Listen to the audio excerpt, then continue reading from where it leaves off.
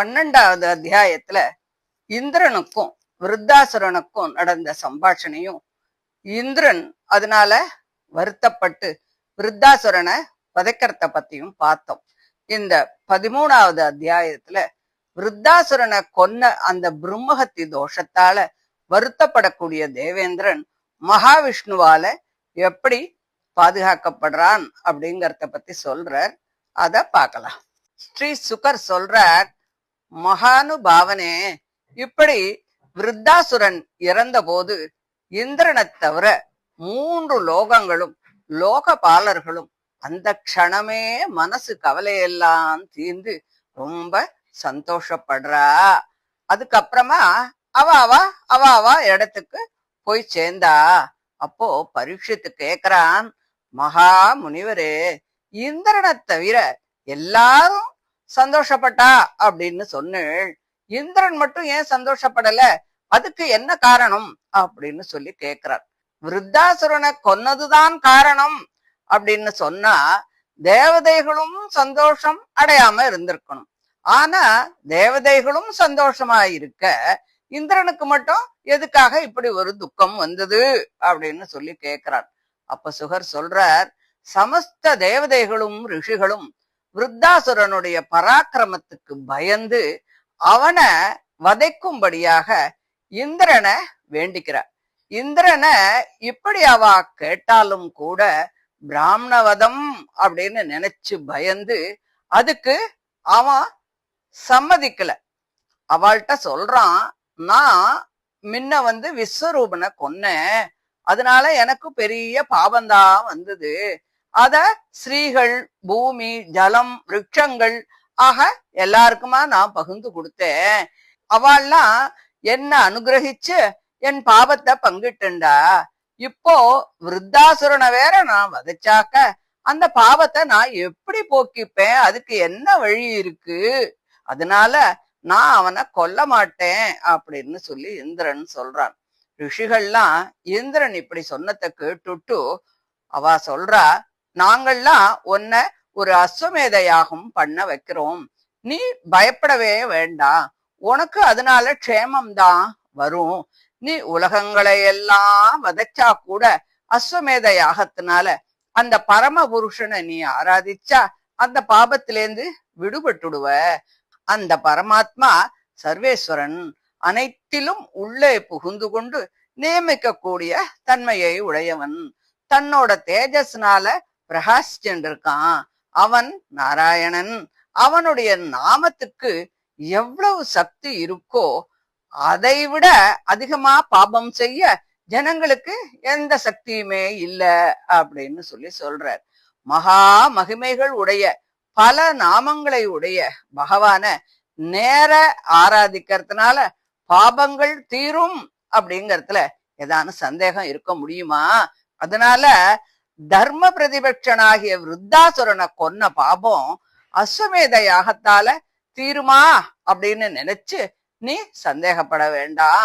பகவானுடைய நாமத்தை சொன்ன மாத்திரத்துல பிராமணன், தாய், தந்தை, பசு, ஆச்சாரியன் இவர்களை கொன்ற பாபிஷ்டர்களும் மற்ற பல பாபம் செஞ்சவாளும் கூட, ஏன் சண்டாளனும் கூட, அவனுக்கும் கீழ்ப்பட்ட பலரும் கூட தம்முடைய பாபங்கள்லேருந்து விடுபட்டுடுவா.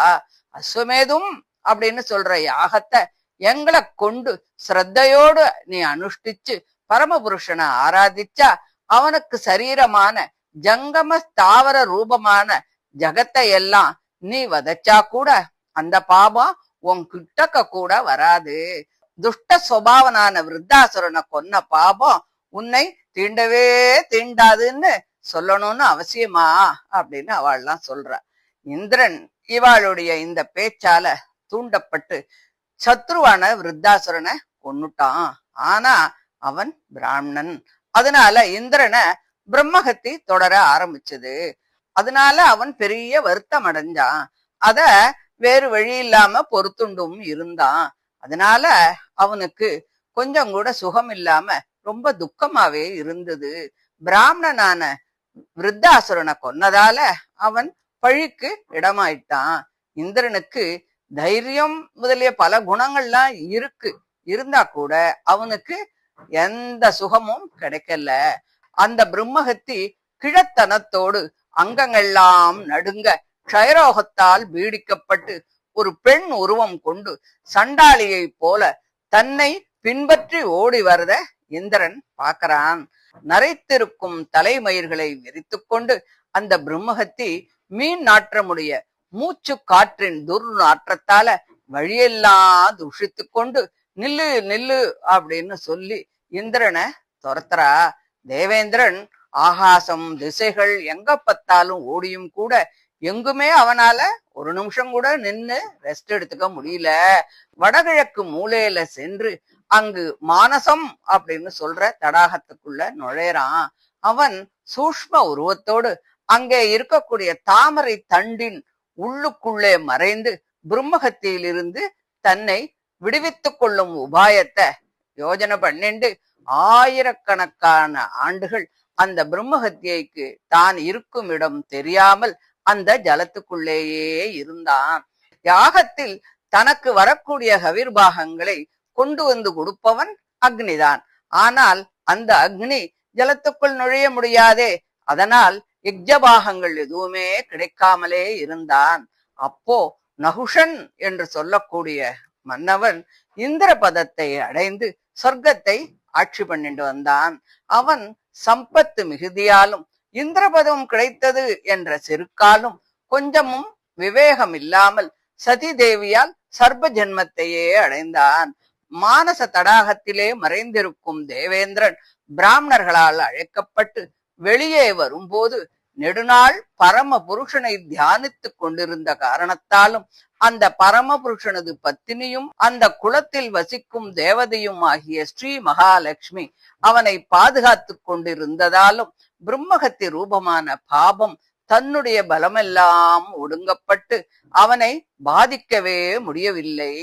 அந்த இந்திரனிடம் ரிஷிகள் வந்து பரம புருஷாராதன ரூபமான அஸ்வமேத யாகத்தை செய்ய விதிப்படி தீட்சை செய்வித்தார்கள். அதுக்கப்புறம் தேவேந்திரன் ரிஷிகளை எல்லாம் ருத்விக்குகளாக ஏற்படுத்திண்டு அஸ்வமேத யாகத்தால சமஸ்த தேவதைகளுக்கும் அந்தராத்மாவான அந்த பரம புருஷனை ஆராதனை பண்ணினான். அதனால விருத்தாசுரனை கொன்ன பாபம் ரொம்ப பெருசுதான் அப்படின்னு சொன்னாலும் சூரியனை கண்ட பனி போல அது சூன்யமா போச்சு. அந்த இந்திரன் மரிசி முதலிய மகரிஷிகளை கொண்டு சாஸ்திரத்தில் சொன்னபடி அஸ்வமேத யாகத்தை அனுஷ்டித்து யஜ்ஞங்களால் ஆராதிக்கப்படும் பரம புருஷனை ஆராதனை பண்ணி விருத்தாசரனை கொன்ன அந்த பாபத்தை எல்லாம் உதறி சத்துருக்கள் எல்லாம் தொலைந்து ராஜ்ய சம்பத்தை அடைந்து ரொம்ப மகிமை உடையவனாக ஆனான். மகேந்திரன் பிரம்மஹத்தி ரூபமான பாபத்திலிருந்து விடுபட்டதையும் அவன் ஜெயத்தையும் கூறுகின்ற இந்த பெரிய உபாக்கியானம் பாபங்களை எல்லாம் போக்கும். புண்ணிய தீர்த்தமான கங்கைக்கு உற்பத்தி ஸ்தானமான பாதங்களை உடைய பரம புருஷனுடைய கீர்த்திகள் அடங்கியது. பகவானிடத்தில் பக்தியை இது வளர்க்கும். இது பக்த ஜனங்களின் விருத்தாந்தத்தை கூறுகிறது.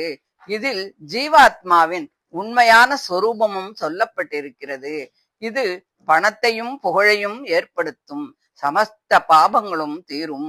சத்ரு ஜெயத்தையும் மங்களத்தையும் தரும். ஆயுளை வளர்க்கும். அதனால இந்த உபாக்கியானத்தை அனைவரும் எப்பொழுதும் படிக்கணும், கேட்கணும் அப்படின்னு சொல்லி இந்த 13வது அத்தியாயத்தை முடிக்கிறார். இதை தொடர்ந்து அடுத்த அத்தியாயத்துல விருத்தாசுரனுக்கு தத்துவ ஞானம் உண்டான காரணத்தை பரீட்சித்து கேட்கிறான். அதுக்கு சுகர் அவனுடைய பூர்வ ஜென்மத்தை கூறுறார். அதை அடுத்த ஆடியோல பார்க்கலாம். தேங்க்யூ.